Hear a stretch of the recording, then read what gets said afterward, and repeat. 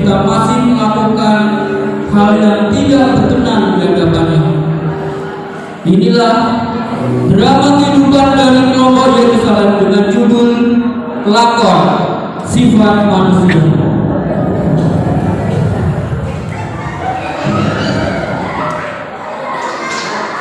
Sedih. Dalam kehidupan kita sebagai manusia pasti selalu bersedih, selalu tidak lagi kegembiraan kita hilang.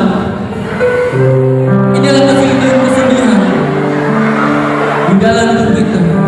Bahkan sampai orang beriman pun bisa sedih.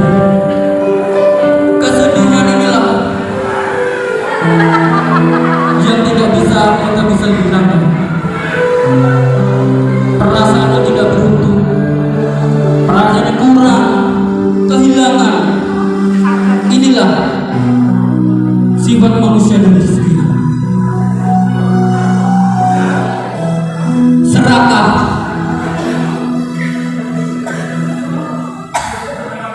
Sebagai manusia, penyakit hati yang paling disebut serakah. Serakah ingin memiliki, serakah ingin mempunyai lebih banyak, serakah dalam segala hal. Setiap kehidupan kita lah manusia. Kita pasti serakah, kita pasti lebih ingin dan lebih lagi. Tidak bisa dipungkiri, tidak bisa berpikir bagaimana kita bisa mengorbankan kehormatan itu. Inilah serakah. Yang selanjutnya marah. Sebagai manusia pasti kita marah. Marah, emosi, sikap yang paling penting. Marah. Bagaimana kita dengan marah? Marah ini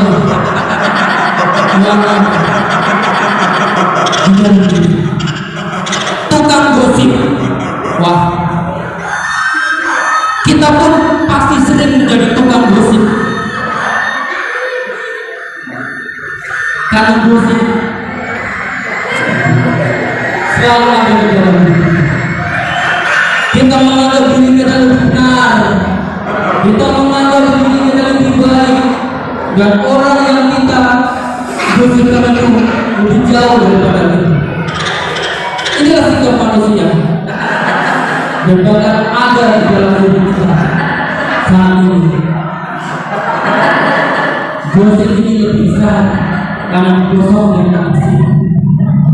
Gosip ini lebih kuat daripada kebenaran yang asli. Gosip bisa dikurangi, gosip juga bisa ditambah. Bagaimana kita bisa mengatasinya? Hati-hati, gosip bisa membuat kita lebih bergosip. Kita menjadi tukang gosip yang selalu berhati. Gosip ini bisa mempengaruhi hidup kita, bisa menguasai hidup kita. Karena gosip akan lebih tinggi dan lebih berguna. Selanjutnya, khawatir. Di setiap kehidupan manusia, sikap yang berpikir yang berlebih-lebihan. Bagaimana aku nanti? Bagaimana aku seperti ini? Inilah sifat khawatir. Tidak bisa dipungkiri. Sebagai orang besar pun kita bisa khawatir. Kita tidak tahu hari esok nanti bagaimana. Tetapi kekhawatiran itu mampu merubah kita menjadi orang yang sangat tidak bisa dikendalikan. Kita harus berani karena khawatir selalu bisa menguasai kita.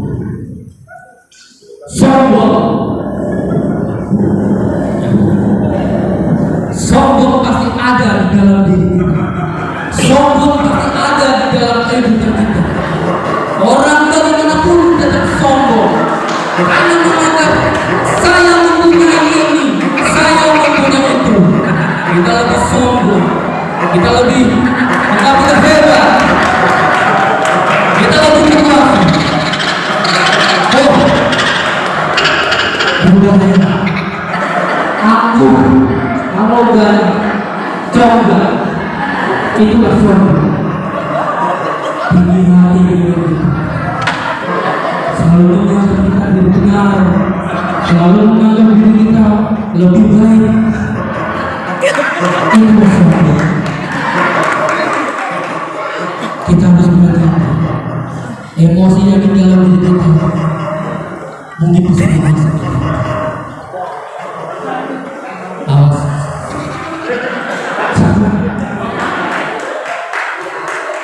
Kita harus sombong itu berbahaya. Sombong itu berbahaya. Hati-hati. Sombong. Dan yang terakhir, pesta pora.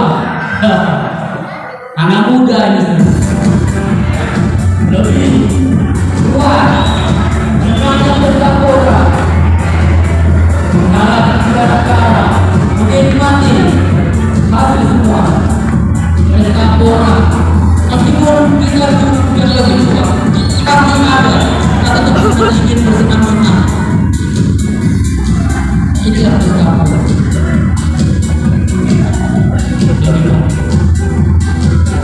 Gak mau saya gak mau.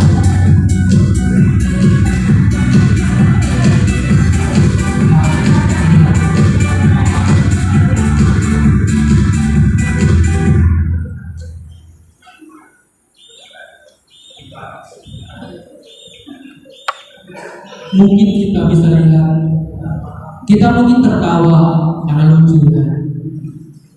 Kita mungkin menganggap oh ini cuma drama, tapi gak bisa dipungkiri di depan kita inilah sifat-sifat yang ada di dalam diri kita. Kita gak tahu kita bisa berubah atau enggak, tapi dari sedih, serakah, marah, tukang gosip, khawatir, sombong, dan bahkan pesta pora pasti ada di dalam kita. Kita mungkin menganggap diri kita benar sampai satu ada seorang pendeta, ada seorang yang diberkati Tuhan datang menghampiri diri kita, menghampiri hidup kita dari sifat-sifat seperti ini. Kita tidak tahu. Kita mungkin melihat seorang pendeta datang memberikan kabar sukacita, ternyata ditolak. Inilah saat ini kita. Inilah kita dengan keserakahan kita, dengan kesombongan kita, marahnya kita. Mungkin kita tidak tahu, tapi bahkan seorang pendeta pun datang, kita pasti menolak. Bagaimana? Kita mungkin tidak bisa. Kita mungkin tidak bisa seperti ini. Bahkan dari khawatir kita, sikap dan sifat kita saat ini mencerminkan kita saat ini. Harus kita melihat bagaimana jerih lelah seorang pendeta, jerih lelah pendeta kita. Mungkin beliau berkhotbah minggu demi minggu, hari-hari, tapi mungkin kita tidak sadar. Kenapa? Sifat-sifat yang seperti ini kita masih ada dan bahkan tertanam diri kita. Awas, hati-hati dengan sifat ini. Hati-hati dengan sifat ini. Tetapi ingat,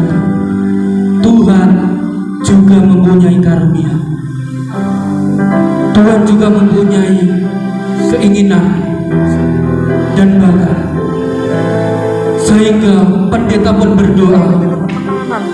Pendeta pun meminta kepada Tuhan, Tuhan, apa yang harus aku lakukan? Tuhan, apa yang aku harus ingin perbuat untuk mereka, untuk jemaatku, untuk yang lain, Tuhan.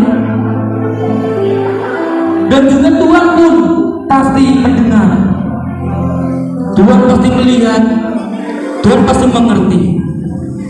Karena itu, pada saat seperti dalam dituliskan Pengkhotbah 11 ayat 10, buanglah kesedihan dari hatimu dan jauhkanlah penderitaan dari tubuhmu, karena kemudahan dan fajar hidup adalah kesia-siaan. Haleluya. Perubahan tak pasti ada. Dari sedih berubah menjadi sukacita. Dari Efesus 5 ayat 3, tetapi percabulan dan rupa-rupa kecemaran atau keserakahan disebut saja pun jangan di antara kamu, sebagaimana sepatutnya bagi orang-orang kudus. Dan dari serakah berubahlah menjadi kita yang murah hati. Yang dari marah berhentilah marah, berhentilah malah, tinggalkanlah panas hati itu. Jangan marah, itu hanya membawa kejahatan. Dan seketika itu juga marah bisa berubah menjadi kasih. Inilah dari Imamat 19 ayat 16, janganlah engkau pergi kian kemari menyebarkan fitnah di antara orang-orang sebangsamu. Janganlah engkau mengancam hidupmu sesamamu manusia. Akulah Tuhan. Dan saat itu juga kita harus berubah dari tukang gosip, dari yang suka memfitnah, menjadi penguasaan diri.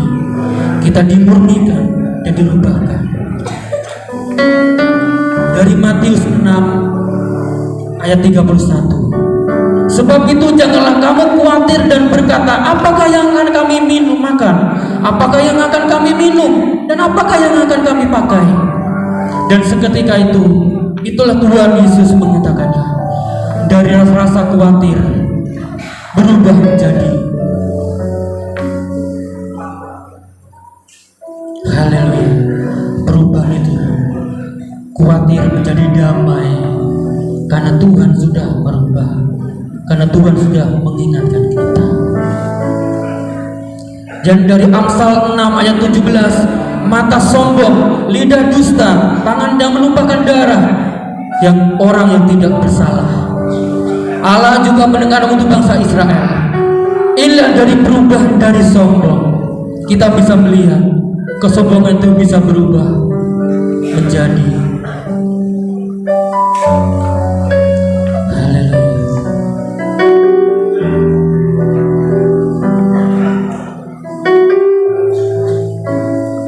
rendah hati. Sombong menjadi rendah hati.